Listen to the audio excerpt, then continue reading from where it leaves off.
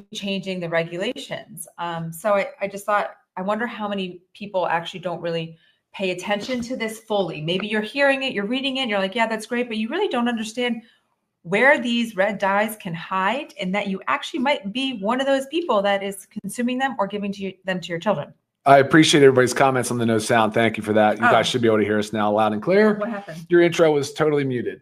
Oh. What? Wow, Bummer. the whole thing? Okay, let's start all over. Just make it quick. Let's Thank go. you for joining us today, guys.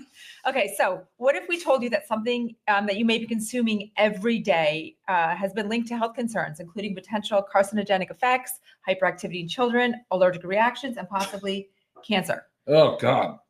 Pretty scary. So today we're going to talk all about it, and it's red dye. And it is a current event for us in the U.S. right now. And that's what really brought us to want to talk about this, because our daughter had to do a current events article that we worked on, a current events paper over the weekend. And she chose to do an article on red dye. And it really made me think, like, I know my kids are very, like, they understand red dye, and it's because of us. But I think about how many people hear about the red dye and they think they may be avoiding it, but you also don't really know where it hides. Yeah. Oh, yeah, sure. So we want to go into the detail. Okay, so what is red dye? So we're going to start, right? Red dye refers to any coloring agent, either natural or synthetic, used to impart a red hue to foods, cosmetics, textiles, or other products. The term can encompass a wide variety of substances categorized in two main types. So we have our natural and our synthetic. So our natural red dyes, the ones we want, are typically come from beetroot extract or annatto. Yeah. There was another one that said carmine, which is made from an insect, actually, that's been used for centuries.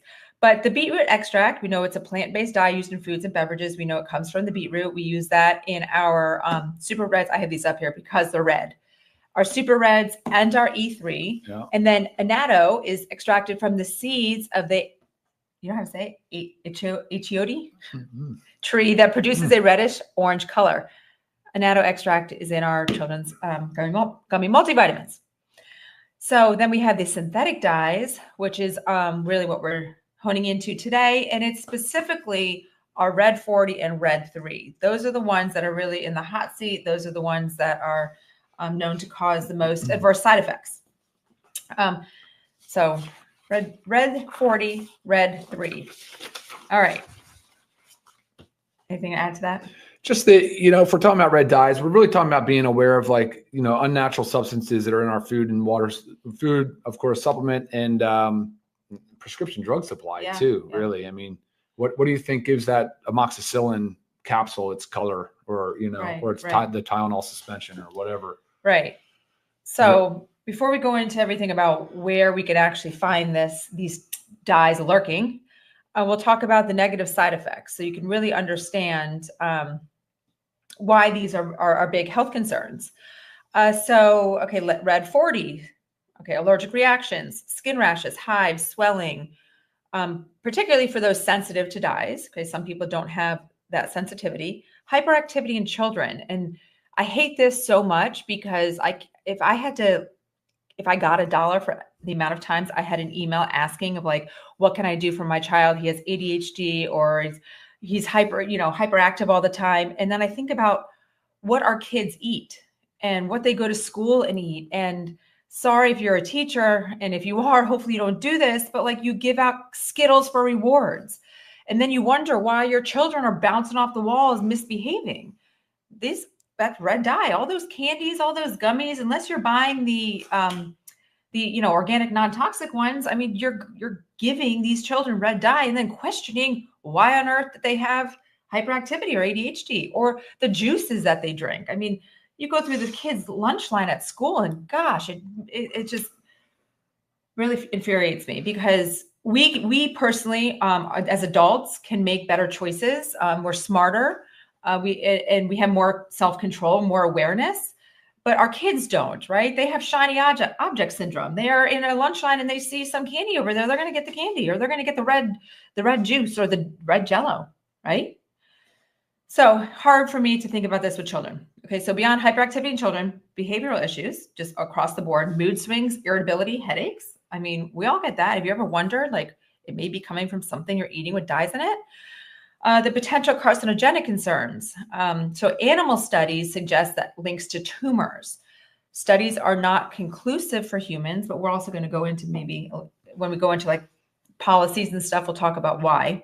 And then gastrointestinal distress. So some people may get upset stomach, diarrhea, nausea. And I feel like these are symptoms that many of us have. So it can be so confusing if you're just putting something into your body that you shouldn't be every day. Or even... Did you mention the thyroid, carcinogen, thyroid medullary? No, because that was a big one for Red 3. Oh, Red 3. Oh, okay. So, but let's go. Okay, then there's Red 3. We don't see this as much as Red 40, but Red 3 has been subject to stricter regulations in some countries due to these concerns. Thyroid tumors in animal studies. Inconclusive, though. They don't have conclusive data on that. Right. That's part of the issue, too. It just hasn't really been looked at in the last decade or so, whatever. Right. However long it's been. High doses have been linked to thyroid tumors in lab animals, leading to partial bans in some regions. I mean, right. You know, partial. Right.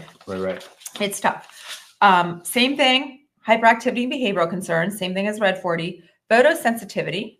So some individuals may experience sensitivity to sunlight. Again, allergic reactions.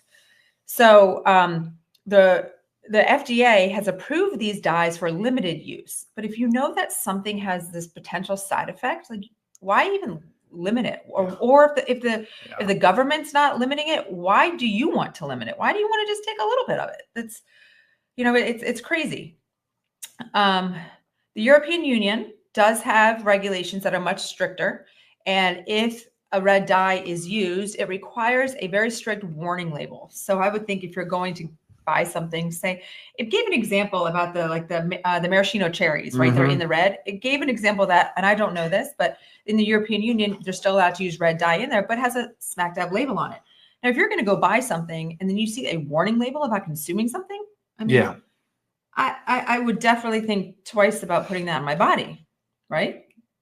Yeah, and I think the states are starting to do that, right? I mean, we see that on a state level now. Yeah, I mean, well, let's talk about the bans and stuff. Let's talk about the states. Yeah, some of the states have had to move ahead faster than the FDA. The FDA has been dragging their feet, and the FDA commissioner, and of course, guys, we're talking about America, but again, this is just something, an awareness issue for the world, right? Because it's pervasive everywhere, really, in a lot of ways. But he just simply admitted the fact that the FDA just hasn't had the time or resources or money to allocate to studying and to really kind of identifying these red dyes or any like titanium dioxide or any of these other food additives that are commonly used in our food supply and supplements and, of course, medications. So it's becoming more of an issue now, and I'm glad it finally is. Many of us have known this for years. We've known it. A lot of you guys joining today have known this, right? And so it's time. In some states like New York and California and Illinois and there's more than those, but they've already banned a lot of these. They've banned titanium dioxide and red dye from some of the foods. But I wanted to read you something from the FDA real quick. So it said the FDA states that these artificial colors in your vitamins are added to offset color loss due to exposure to light, air, temperature extremes, moisture, and storage conditions.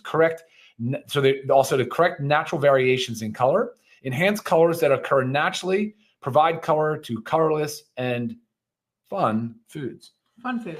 Right. I don't know about you guys, but do you really care if the color is worn off or doesn't look as vibrant or bright? Right. But this is the problem. So this came also from the article that we're reading with our daughter. We don't care, right? But children care. Right. They love that bright, vibrant color of foods. And in this article talked about Fruit Loops specifically. And Fruit Loops had pulled, I don't remember when they said they did it, but they pulled red dye. Or the dyes from their cereal, and their sales went down. So they went and added the dyes back. It's crazy. I mean, it'll blow your mind, that why these dyes are actually in things and makes me crazy. Yeah. Yeah. I mean, the FDA actually banned the use of red dye 3 and in cosmetics and topical drugs in 1990. After studies showed the risk of a thyroid tumor. So red 3 is banned in cosmetics and topical drugs in the US, right? But not in our food. Yeah, and that's something. So you can ingest it. And we all know, what we put on our body, in our body, it all does the same. I mean, Crazy stuff. Yeah. So it says still permitted in food, beverages, and oral medications. Yeah. Look at it's like James says, red dye 40 is in cough drops, Doritos, Cheetos, Fruity Pebbles, Skittles. Guys, exactly. I mean, you'll be shocked. They're in vitamins. The Centrum multi, but we actually have it. I'll show right you, here, guys. Centrum. Which one is this? I don't know which ones of Centrum have the dyes in them. Centrum Women. Okay, this is the one I have here specifically. Has red dye 40 in it. Yeah, so you're taking something to better your health, but yet you're poisoning yourself in the process. So why is it in here? So it looks pretty in pink, right? Pink. I mean, do we need that? No. And it also said that it's added, that they typically add it to multivitamins specifically because some of the ingredients in multivitamins can actually change color. And I don't know if you've ever had that happen to you with our multivitamins. I do get the question often, but yes, there are ingredients in them that change color, the botanicals, the iron. Right. So while it might look scary, I mean, I get the question often, like, is that mold? No, it's just the natural process. I mean, but you don't want us to add this pretty red coloring so the whole thing looks nice and pretty and pink, right? Yeah. Crazy. I'm watching a lot of your comments. That's why I'm looking down at the computer. I can see it's in pudding and cake mix, right? It's like in confectionery. It's like you can hardly even... I'm telling you, it's wild. Everybody knows this, though. Yeah. And that's an answer right here from Sabian. I love this, right? This is the key. You got to do it. You have to be on all organic foods when possible. Yep. And also, this is a tough one, too, because, when I say it's in medications, specifically the cough syrups and the liquid Tylenols, like our children, our poor babies that can't swallow. Clearly, I mean, you can't swallow a pill until you get a little older. Right. We're forced to, if they're running a high fever, well, now they have dye-free. They do have dye-free. So that's what I was going to get to. If you go to the pharmacy, make sure you find it. It's clear. Okay. It'll say it. It's kind of, it's always right next to it. It's in a little bit of a different label. Tylenol still makes that one. They still make the ibuprofen. It says dye-free. So it's clear. So I'm sorry if your kid loves to only take their Tylenol because it's pretty in red. You're just poisoning their bodies. It's so horrible. And then also cough syrup. I mean, there's not a pill that we can swallow if we have like this horrible debilitating cough. It's in liquid form. So you've got to find the dye-free. You've got to do it. The options are there. And if the options aren't there, guys, avoidance, pure avoidance. And then I talk about, we have the children's gummy multivitamin. And one of the biggest reasons why we really wanted to bring this to the table was because of the toxins that are actually put in our children's, because they're typically chewable or gummy. Your Flintstones, guys, I grew up on Flintstones. Like, it's horrible. My parents they didn't know any better then. We know better now. If we know better, we have to do better. It's like the biggest thing. Here's a good comment too from Ben Mandantke. Is that you got to read everything. You got to read your labels. That is it. Number one, first and foremost. Even if you don't understand it, just start reading them. It'll start to make sense over time. I mean, marshmallows have dye in it. I mean, they're white. I don't know. That always just blew my mind when I read that. I don't remember what dye it is.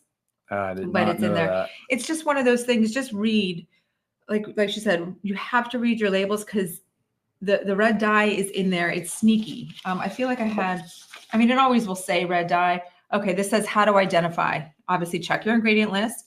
Maybe listed as red 40, Allura red AC, which kind of is confusing, right? Because it has red in there, but it doesn't have the number. So maybe we don't think it's a dye. FD and C red number 40. So that's typically how you'll see it usually. It'll look. Yeah. So again, this was just wanting to open up. I mean, if you don't know about it, or if you know, I guess we all know about it, but if you don't know where it's lurking, and that's the craziest thing, is how many times it's in supplements. And again, why I pulled our red stuff out is because sports drinks. It's very, very common additive in sports drinks, which is, our E3 is a great sports drink. Also, those already pre-made ones, right, that you buy. I mean, read everything. Your Gatorade. Right? It's in Gatorade, right? Yeah. Oh, yeah. So like Gatorade, I mean, that has been advertised for years. Well, when it first came out, it was actually a pretty clean beverage. Okay. So it's no, they've changed the formula many, many times. Some really way more sugars, way more additives, way more colors. Oh yeah. So I mean, you have a sweaty event, or you just finished an athletic game or something, and you want to quench your thirst, and there's that Gatorade. No, no, you're just putting the poisons in you.